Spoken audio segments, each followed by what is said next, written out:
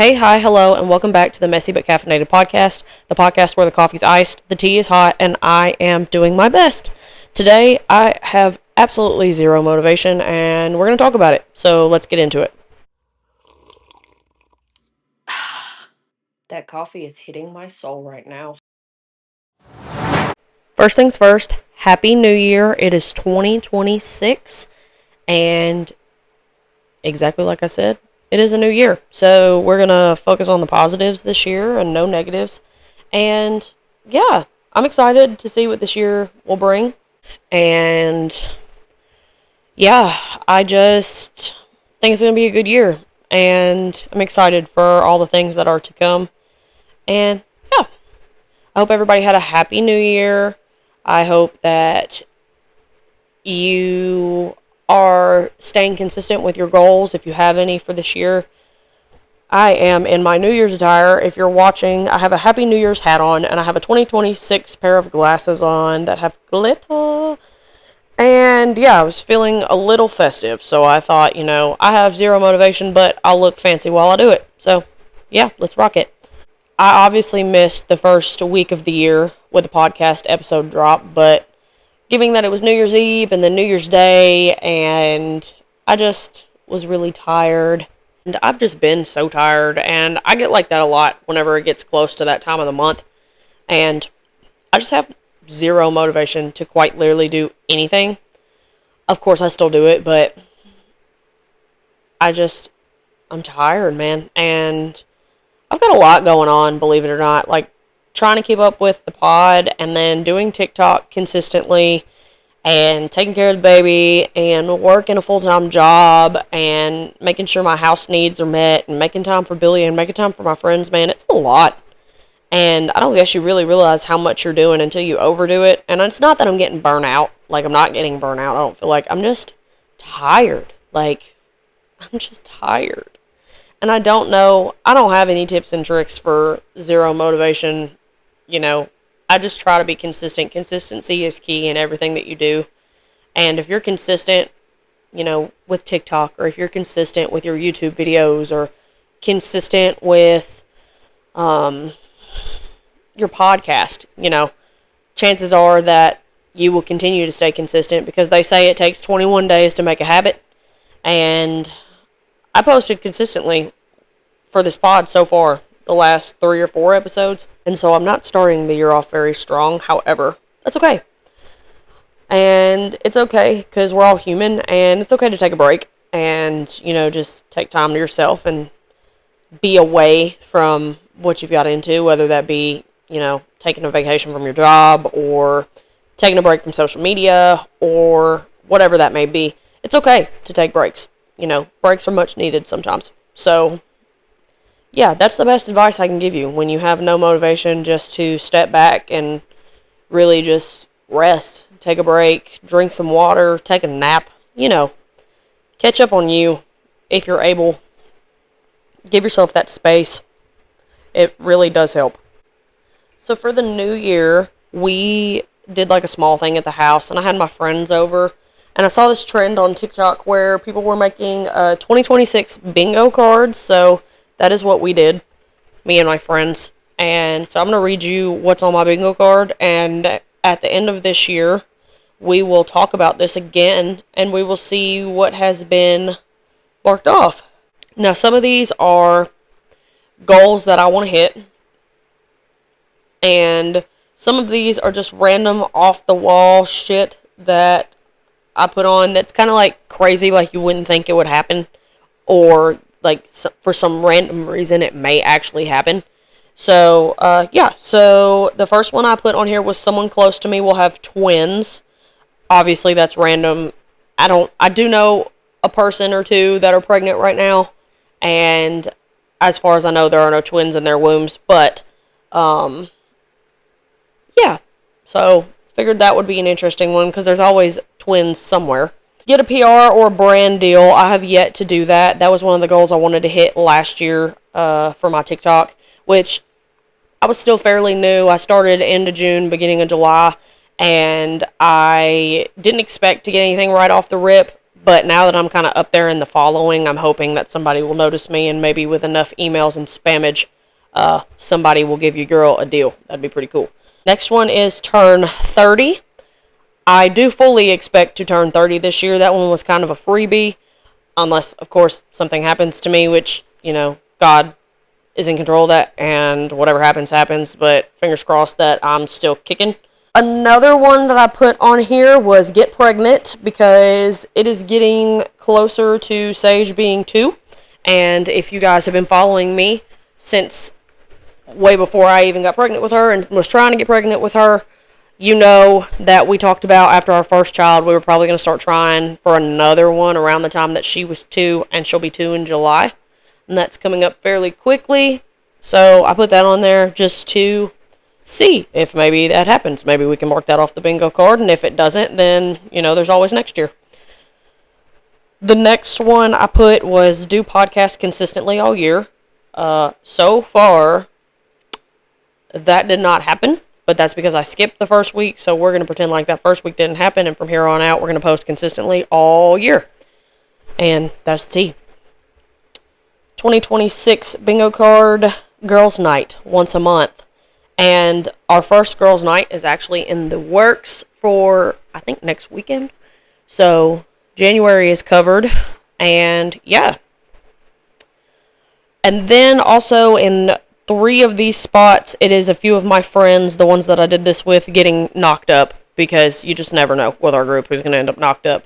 And one of our good friends is trying to have a baby. She is actually fixing to start fertility treatment in the next few weeks.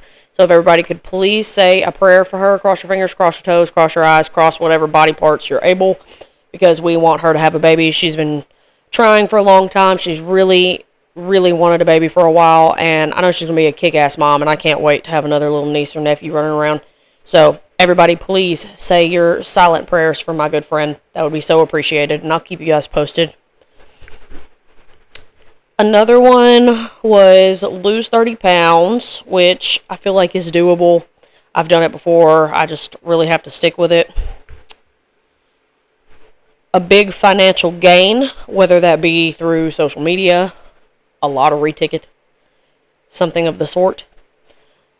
Hit 20,000 on TikTok, and I think I have another one on here. No, I don't. Okay, that's the only one. Hit 20,000 on TikTok. That's a small goal that I have for this year, and my big goal was 50, but I put the small one on here because obviously the smaller one was more obtainable. Finish the Bible study book in its entirety. I am a week in as of tomorrow, and I've done it every day. I've read a verse out of the Bible every day. I've wrote down my thoughts about it, so I have been being consistent with that since January the 1st. Oh, I'm a liar. There it is right there. Hit 50,000 on TikTok. It's just in green. I couldn't see it. I put a new tattoo. I also put that maybe a government figure will die. I don't want a government figure to die. I'm just saying that's kind of off the wall, like random, that I would have to mark that off. So that's, you hear people be like, oh, I didn't see that on my 2025 bingo card or whatever. Well, I seen it. Let's see, visit a new place, so a state or a country that I've never been to, go to a concert, which I know I'll mark off because your girl always goes to concerts, drink more water, I'm working on that also, pay off 75% of my debt. That's going to be a really, really, really big goal, but I think I can do it if I really put my mind to it. Another one I put on here was someone close to me gets a divorce. I don't want anybody I know to get a divorce or to go through a divorce. That's just kind of one of those random things. I was like, well, if I mark it off, that sucks, but I marked it off, And then do something I've never done before. So, when I put that down, I was thinking in mind, like skydiving, ziplining, just like kind of things like that I've never done. And then Taylor Swift having a baby, because she's getting married this year, I'm pretty sure, and I don't know, something tells me that she's going to get knocked up. Lots of pregnancy on this bingo card, so if we mark all of these off, it'll be kind of crazy, but we'll see how it goes, and like I said, I'll have that until next year, and then we'll talk about it at the end of this, it'll be the end of this year. We'll talk about it and see what all I marked off and what happened, and if anything crazy happened, And yeah, so I saw that they were doing bingo cards and then punch cards too, where like you could put on there like read 10 books and you like punch it out every time like you read a book, or things like that. So I thought that was kind of interesting, and that gave us a fun little activity to do on New Year's Eve, and it was entertaining because trying to come up with a bunch of shit to put on there, like, yeah, we put a lot of our goals on there, but then once you start running out of goals, you're like, well, I don't know what I want to do. So yeah, that's kind of where we're at. I have my coffee today, y'all, but it just ain't doing it. I don't know why. It usually wakes me right the fuck up, but your girl is just tired, man.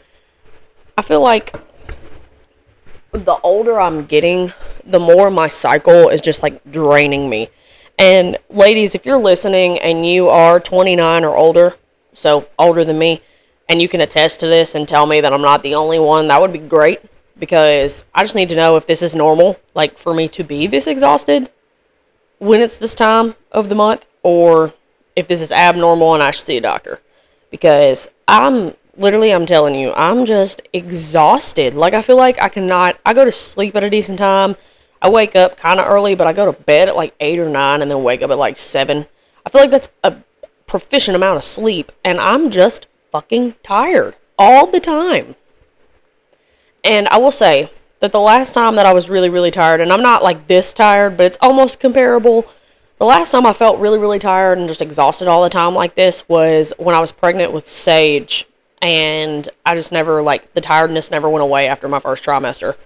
And then come to find out that I was anemic, which they basically were like, hey, the baby's taking all your blood, so you need iron transfusions, or you need to take iron. And I'm just wondering if, like, the anemia now, like, because I have a history of pregnancy-induced anemia, so I'm just wondering now if, like, that's catching up with me in, like, just my normal body, or what's going on. Because, I mean, I'm cold all the time. Even when it's not, like, cold, I'm still cold. I'm exhausted. Just fucking exhausted. And so, yeah, I don't know. Maybe I should go see a doctor. I'm a nurse, but we give ourselves the hardest time, and half the time we don't want to go to the doctor, and we're the worst patients, too, in case you guys have never heard. Nurses are the worst patients. And, yeah, so I'm just kind of raw dogging life right now, and I don't know what else to say about that. If you're watching right now, I am not bald. I still have my extensions. I feel like, well, if you can't see me, you don't know what I'm talking about, but I have this head thing on, and I have a bun, and it's covering my bun from what I can see. I mean, there's a little bit hanging out, but for the most part, it's covering my bun. So no, I'm not bald. I'm just very festive, and actually, I'm finna get unfestive because these glasses and this headband and these headphones, ow, are stuck to my ears, and that really was uncomfortable. So now I no longer look bald. Now I just look like I have a bun on my head, which is beautiful. I do want to talk about a situation that happened in the last 2 weeks where I'm from. And it wasn't necessarily like in the county that I'm in. It was in the county next to my county. And I just feel like it needs to be heard if it hasn't been already, because I'm pretty sure I don't think it's national news, but like it's a big deal right now in Tennessee anyway. And so there was a girl who offed herself along with her 2 kids and her grandma. And so basically, I don't really know kind of like what triggered somebody to call, but somebody called for like a welfare check on them. I don't know if maybe they just hadn't heard from them, or maybe they were just, curious to see what they were doing. I really don't know, but they went and checked on them, and they found, all of them were dead. And so she killed the grandma, her 2 kids, and then she killed herself. And it was a murder-suicide. And basically, after the information got out, she was 32. I believe I don't even know if it was actually her grandma or if it was her mom. But she was an older lady, and then her kids, I want to say they were like, Something's telling me like 13 and 5, but I feel like that may be wrong. The older one may have not been that old. But anyway, she had been in the National Guard and I think some other branch of the military. And I don't exactly know what happened. Obviously, nobody does except the people that were there, and they're no longer with us. And her husband, I don't know where he was at the time. I don't know if he was like working or if he lived there. It said they were estranged, so I don't know if that means they're getting, like, if they were divorced or if that means that they just like weren't on talking terms or like split. I don't know exactly what that means, but they basically called him. They were like, "Hey, your kids are gone, your wife's gone, like, just letting you know."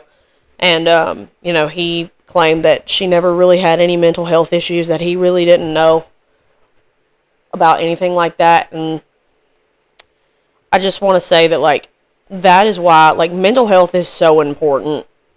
It is so important to be on top of your mental health because it can spiral so fast in so many different ways. Like,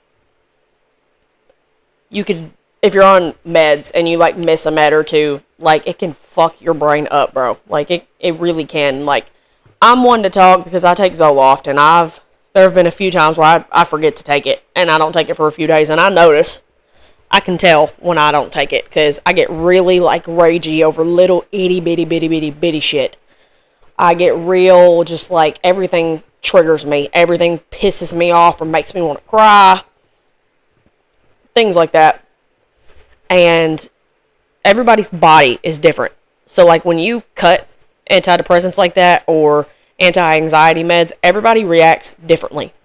And you can have what they call rebound symptoms, which is like, like things like that, or getting really bad headaches, which I also get if I miss my meds, and that's usually like my kicker is like, oh shit, I haven't taken my medicine today because I have a headache. And, it's small things like that, or a lot of the times if you just cut them cold turkey or you just forget to take them and stop taking them, it can be detrimental to your mental health. Like, it can make you flip a switch, like make you want to off yourself, make you have suicidal ideations. I mean, it's crazy the things that those can do to your brain chemically when you've been taking them and you just stop. And not to mention, she was in some branch of the military, and, let's just be honest, the VA fucking sucks. Like, as a nurse who's worked with people through the VA and like dealing with doctors there and how terrible they are to our veterans, like they're not timely in certain situations. Like, yeah, they pay 100% of everything and they pay this and pay that and they give you all kinds of benefits when you're a veteran, and that's great. But like, they suck. And I've done different things with the VA as far as like talking to doctors that work at the VA or not. Actually, I've never talked to a doctor from the VA because every time I try to call, they never answer the phone. I used to do insurance claims for veterans way back when, and the VA was like the hardest people to get a hold of, and they were never responsive, and when they were responsive, they just didn't want to help. They didn't want to do anything. They felt like everything was unnecessary. It's just crazy the way that our veterans get treated, man. Like, they do so much for us. Like, they go to war and they fight to make sure that we have our freedom, and they, make sure that we have a safe place to live, and they sacrifice their lives so we can have our own. And it's fucking insanity to me when a veteran gets mistreated or their health care is not 100% like it should be. Shit really grinds my fucking gears. And so all that to say, I feel like maybe she didn't get offered the proper mental health services. And, as a girl, it's a little different because I feel like we're really open. Some girls, anyway. I can't speak for everybody, but I'm very open about my feelings. Like, I don't bottle shit up. If I'm upset, if I'm mad, if I'm happy, I'm very open about my feelings and talking, and, like, I'm a huge advocate for mental health. Like, I'm the type, like, if you're feeling some type of way, if you're having feelings or thoughts of, like, wanting to hurt yourself or, anything of the sort, like, talk to me. even if you're a complete stranger and you just need a listening ear, I won't judge you. I won't give you any advice if that's not what you want. If you just want someone to listen to you, I will be there. I will listen. And not everybody's like that. Some people like to bottle up their feelings and just not talk about it and let it, eat at them. And that's really, really bad. I don't recommend that, but some people are just that way and they just hold it in until they explode. And if that is what helps you, then hey, you do what you need to do. But I'm such an advocate for getting your feelings out and talking about it. And I just wonder if she ever, expressed to her doctor, maybe, or, anybody was just like, hey, mentally, I'm struggling. I have kids. I'm trying to keep them afloat, keep myself afloat. I'm working, this and that and the other. My mental health is struggling. I need help. And they probably pushed her off or were like, here, just take some meds. And, I just wonder if one of those just caught up with her and then she just spiraled and, just lost it and killed her kids and her mom and her. And, not only did you take one, but you took 4 lives. And it's just crazy. Suicide, murdering somebody obviously is crazy, but suicide is one of the most selfish things to me that you can do. And I'm not talking bad about people that commit suicide. I'm just saying it's such a selfish act because you're hurting. So you thought it would be better if you weren't here, and now because you're no longer here, you've caused a whole overwhelming amount of hurt to all of these people who loved you and who cared about you. And it's just sad. It's sad. And this is coming from someone who knows people that have committed suicide. Billy's best friend, he committed suicide in 2020. And that was one of the biggest shocks that we together have ever gotten, because he was one of those guys. He was a goofy guy. He was always the life of the party. He was always the first to jump in and talk his shit. He just was not the type that you thought would ever do something like that. And as a matter of fact, he used to shit talk a lot, actually, about people that did do that, because he's like, I don't understand, why you would do that. That's, such a cop-out, for you to just off yourself and not have to deal with it anymore. He was always that type of guy. And then that's how he went out. And it's kind of crazy, because, it was almost it was deja vu, almost. He was talking about what was going to take him out, and nobody ever knew it until it happened. And it was devastating. At the time, we really hadn't been talking to him a whole lot. There was a whole lot of backstory drama that I won't get into, but we just really didn't talk to him. And I had seen him, I saw him February or March that year, and he died in November. And, I talked to him, he hugged me, told me that he loved me, he'd love to see us sometime soon, stuff like that. Because, we were really close with this guy. He was basically Billy's brother. He lived with us for, I say us, I didn't live there at the time when he moved in, but he lived with Billy for a few years, and they worked together. They went to school together, both high school and college. When he didn't live there, he was there every day. And even after he left, we still pretty much saw him every single day, every other day. And then, of course, he had kids and things, so, he had other priorities, like the girl he was with at the time, his children, his job, so we really didn't see him a whole lot. And then there was some drama that we got into, and we didn't really talk to him for a while, and,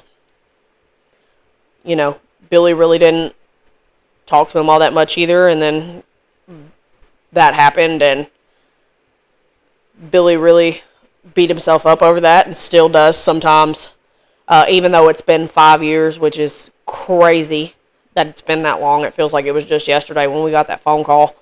And it was rough. That was rough. That funeral was really rough for everybody. And, he was a part of our family, and he felt like he couldn't, go on, and he just was battling demons that I guess he thought he'd never beat. And yeah, it was sad. And that was probably one of the hardest deaths that we've ever dealt with. And I say that speaking for Billy too, which I can't speak for him, but just watching what he went through and just watching how hard it really hit everybody, all our friends, because he was such a big part in our friend group for such a long time. And it was devastating. So we also had a friend when I was pregnant, who also committed suicide. And we had known him for a while, and Billy had gone to the same school as him, and then his wife was a good friend of mine from school. And, we hung out with them all the time. We were with them, I don't know, like a week before this happened, and he just was off. He wasn't doing well. Like, you could just tell that, like, mentally he was off. He had some inner shit going on, and nobody knows, what goes on in somebody's head when they're going through that kind of stuff. So, and unfortunately, my friend came home and just kind of found him, and that was really hard too. And I remember when I had seen, actually that day, I don't even really remember how I found out, but I had looked at Billy's location and saw that he was at their house, and I just thought it was kind of weird. And then I called him and I was like, what's going on? What are you doing over there? And I could just hear it in his voice that something was wrong. And then he told me. And I guess they weren't going to tell me because at the time I had just found out I was pregnant probably like a month before that. And we were still in that waiting period of going to the doctor. So they didn't want to tell me and me get really tore up and like get stressed out and miscarry. And I don't blame them. But also don't keep that shit from me too. Like, let me know, So that was a rough time too. And watching one of my friends go through that, going through like the trauma and shit of what she went through, of coming home, seeing that, letting that like replay on and off in her head all the time, and then, just watching her grieve. And she's younger than me, and she's widowed, and it's like, I couldn't imagine going through that. And that was rough too, especially, me being pregnant too, that heightened all my senses and my, emotions and stuff, and it was rough.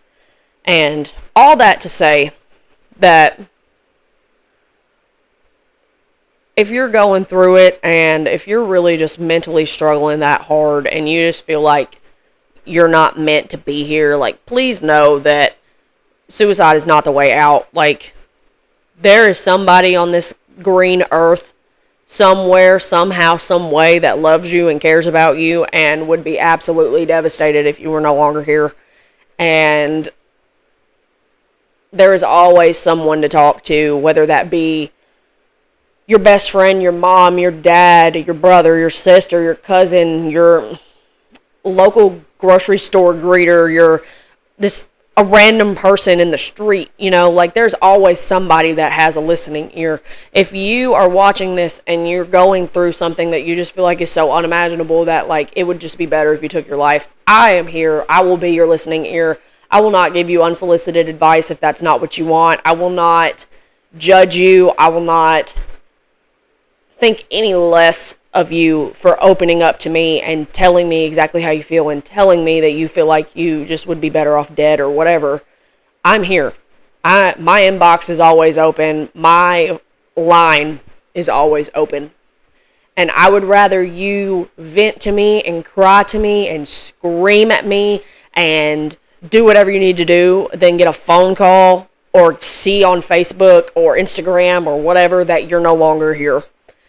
And I mean that wholeheartedly, and that's for anybody. And just going through it myself, and then just seeing other people that have dealt with it, or like randomly seeing like people I went to school with that just off themselves, or being in school and people killing themselves and stuff. I mean, I remember when I was in the 8th grade, and this girl from the middle school, or well, I guess she would have been in the high school by then, but she didn't even make it to high school, but she was in the same county, but we didn't go to the same school. And I remember she had a boyfriend who was like a foreign exchange student, and he went home, and I guess his flight got delayed, and she never heard back from him. And apparently she thought that he was like breaking up with her and took it to heart and like offed herself. And I don't know that that's the true story. If you know who I'm talking about and that's not the story, feel free to correct me, and I'm so sorry, but that's just kind of the story that floated around when we were kids. And I remember that fucking rocked my world, bro. There was two back to back. There was that one, and there was another girl who hung herself in the janitor's closet at one of the high schools in my county.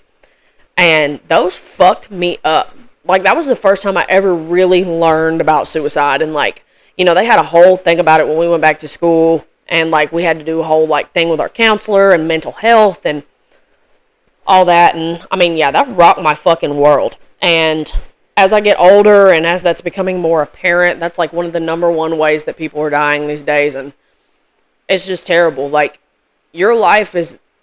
You're supposed to be here. Like, God would not have put you here if you were not supposed to be here. And I know it's all in his timing, but, like, there's nothing in me that can... You can't tell me that God's like, hey, go ahead and off yourself. You know what I'm saying? Like, it's just a crazy feeling. It's crazy to me, and I just hope everybody knows that, like, it ain't worth it. And life is so precious. And you're meant to be here. So, please don't feel like you're not. That's just a touchy subject for me, given that we know two people that have lost their lives to that. And if you are a victim of someone who committed suicide, a victim, is that the word? Or associated to someone that committed suicide, like a close family member or a good friend, I'm so sorry, because that's one of the worst things to ever go through, and that's one of the worst feelings to ever feel. Because you sit there and you blame yourself almost, because you're like, I feel like I should have been there for you, like I feel like I could have done something.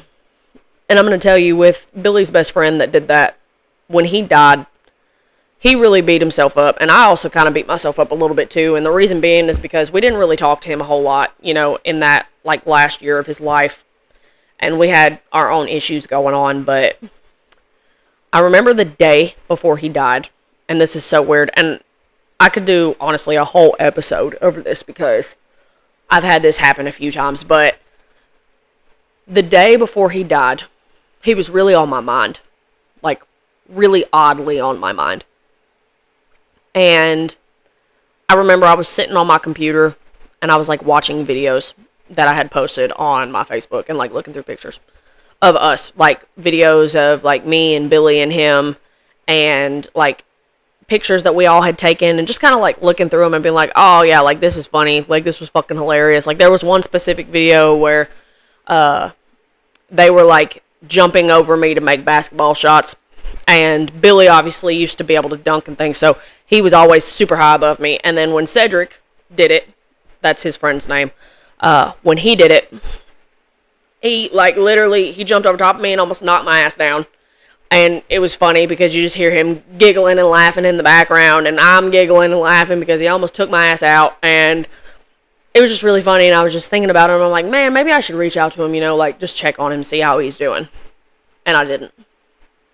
And then it was the next day, around, like, 5 o'clock, I got a phone call from, well, Billy called me first, and I missed it because I was at work, and then his mom called me, and she was like, hey, I need to tell you something. Are you sitting down? And I was like, I mean, I can, you know, what's going on? And then she told me what happened, and we were all devastated. I mean, like, the whole family was devastated.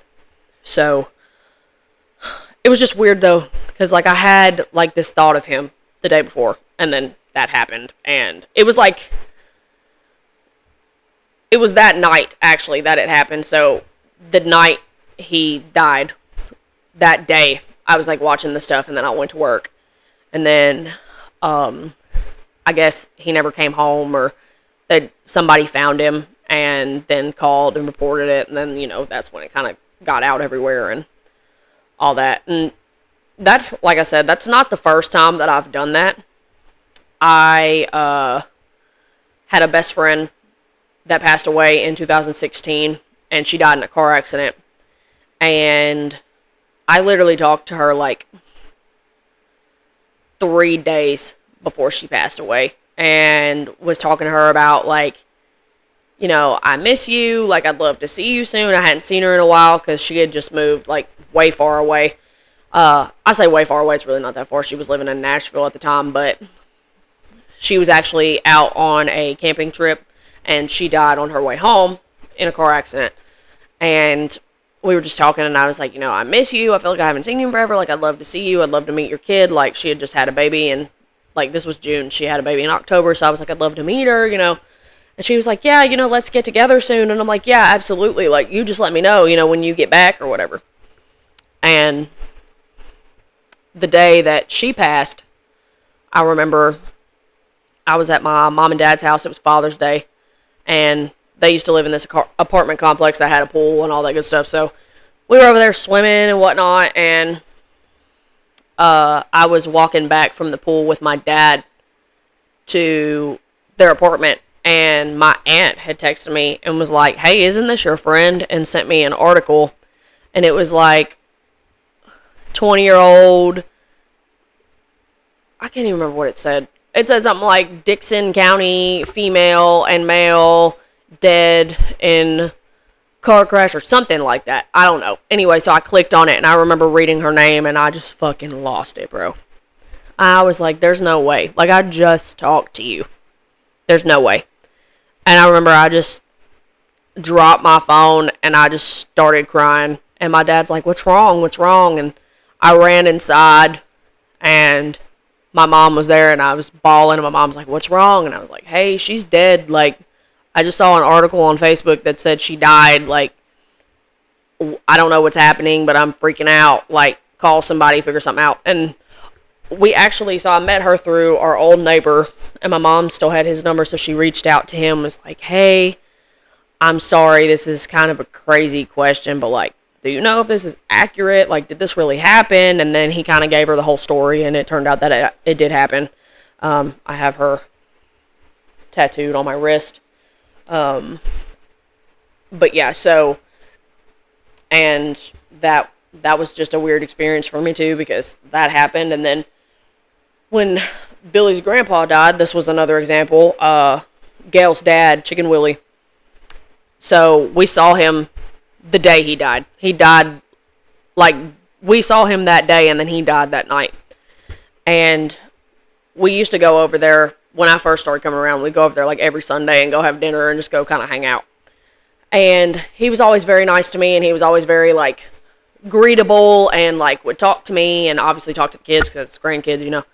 And so this ride over to their house, I remember the whole ride.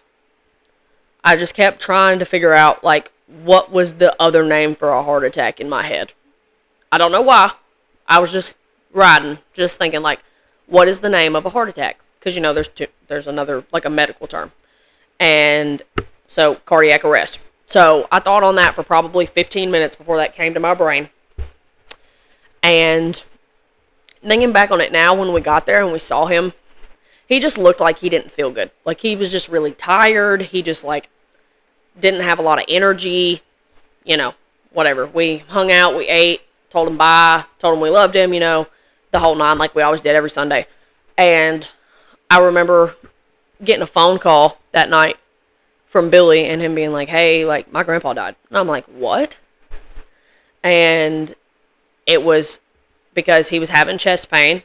They took him to the ER, and he tried to go in one of the doors, and they wouldn't let him come in one of the doors, so they told him to go around to the front or the side or something like that. And when he went to go, he, like, dropped dead on the concrete, and it was from a heart attack. And that fucked me up so bad, because in my brain, that's all I was thinking about that day, like, beforehand. And then that's what he died from. And so I don't know if this is me saying that I have some kind of, like, intuition for, like, not death necessarily, but, like, in general, like, some kind of intuition that kind of tells me things may happen. Because I do that a lot with dreams, too. Like, sometimes I'll have dreams, and then it will happen. Like, one of my best friends, we were pregnant at the same time, and she also had a girl, so our daughters are really close in age.